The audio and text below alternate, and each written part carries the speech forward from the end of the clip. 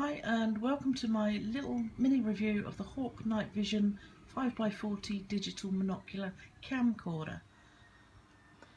It's 5x40, meaning that it has a 5x fixed zoom and it's a 40mm lens. It is recordable. There are very few recordable night vision units on the market. This is one. It takes photos and records videos onto its internal SD card.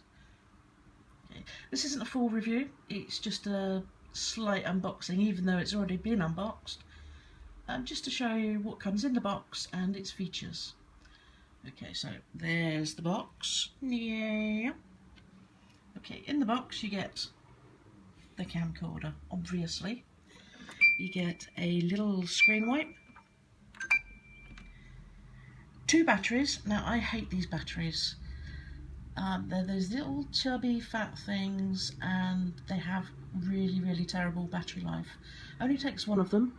However, Hawke decided to give you 2 in the packet, which is good. It kind of makes up for the short battery life. There is also there an extra battery cap, which I have never ever seen in electrical equipment taking batteries before. That's quite handy and it's a really neat touch. You have the bag, little carry bag thingy to carry it around with you if you want, and this sort of little extra bag with a little loop on. I'm assuming this is for cables and batteries and things because the monocular actually doesn't quite fit in it. Okay. You also get the USB cable and the charger. So onto the monocular itself. Okay, here it is. There you go. As you can see there, you have the USB transfer, mini USB, power supply, and video out. They do include a video out cable, by the way. The red, white, and yellow cables, and you've got this little flap here that covers the holes when it's raining or whatever. The downside to this cap is very difficult to get open if you have no nails. So if you wish to buy this model, grow nails, or find a little piece of plastic to open it up with. You have it right up to here. As you look through, the little eye cup, which is reversible, so if you're using your left eye or your right eye. The little edge here is to prevent unwanted light from entering your field of view and ruining your picture. We have under here weaver rail and tripod hole thing. Okay. This here is the infrared light. Obviously you're going to need some light at night. Sometimes the light from the stars and the moon is absolutely plenty.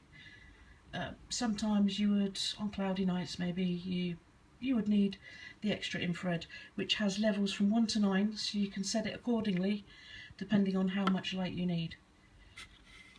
It actually works extremely capable without infrared light. You can see all the planets and the moon and the stars beautifully without any infrared light at all. And it's also in colour as well. It records in colour, pictures in colour.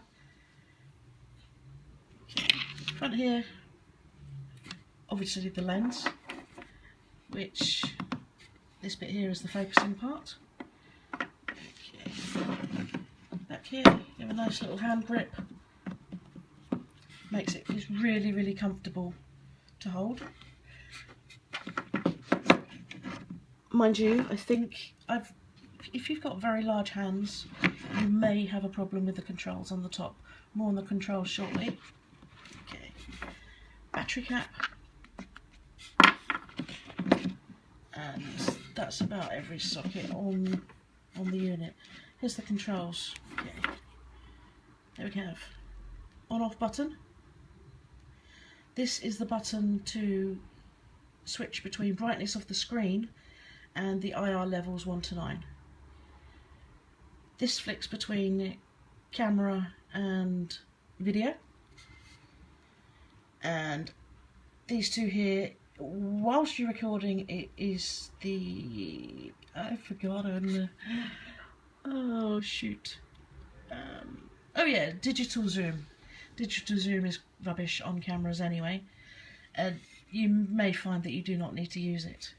Okay. Onto the recording. Unfortunately, the SD card in this is built in, so you cannot upgrade it, and it is only 4 GB. However, being night vision, being low vision, you can actually get around about 2 hours or so of recording. There's plenty enough time for most nights. As I mentioned earlier, you've got the USB. You can actually, with an on-the-go cable for an Android device, plug this into an Android phone which has USB host facility, something like the Samsung Note 2, 3, Samsung Galaxy 2, 3, and so on. And you can easily transfer files to the phone when you're on the go and start off with a blank SD card again. The battery life is absolutely terrible. With the IR light on, it's about 1 hour.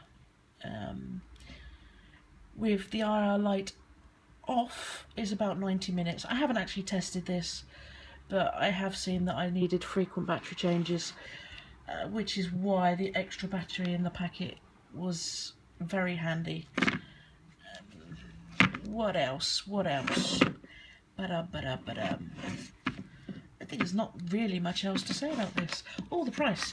It's under £200 UK sterling. I purchased this from scottcountry.co.uk. Very, very quick service. Excellent before sales, after sales. Advice on how to use it. Advice on which models, you tell them what your requirements are, and they'll let you know which models they have in stock that would be suitable. I would highly recommend them. Also next day delivery, which was free, which was very nice as well. There are places, maybe eBay and Amazon, where you might get it cheaper, but I feel the pre and after sales advice was excellent. They are Scott Country also on Twitter as well, so you can hook them up for advice afterwards. Always very polite, the staff. Okay. There's not much really more to say about this, other than, apart from the battery life being absolutely cack, this is an excellent model for the price. There are some £500 plus models on the market, like a few of the Yukons and the Pulsars, which don't even have recording ability. They have the video out but no hard drive. There is one Pulsar, which I believe is the Pulsar 750R, which does record. However, that is also only a 4 GB card inside. There are a couple of other recording models, but obviously you are going to pay the extra for recording, which is why this model at under £200 is an absolute steal. It does what it says on the tin. It's nothing fancy. It's very, very rugged. The plastic, it is plastic, but it feels very, very tough in the hand. Like, if I'm going to drop it, I don't worry that I'm going to break it. It's excellent. I really cannot praise it highly enough, except for the bloody battery life. So buy yourself a charger with 2 extra batteries at the price of 20 quid. You've got 4 batteries to keep you going all night if you need to. That's about it for my review. Like I say, it's not really a review. This is actually my first ever review of any item ever. So I hope it was okay. I'm sorry about the camera shake. I have no tripod. Actually, a phone won't fit on my tripods. So this is the only way I could record it. I hope you have a nice day. And if you've got any questions about the unit, please do not hesitate to ask. I'll answer them if I can. But bear in mind, I am no expert. I'm just a noob. Cheers. Bye.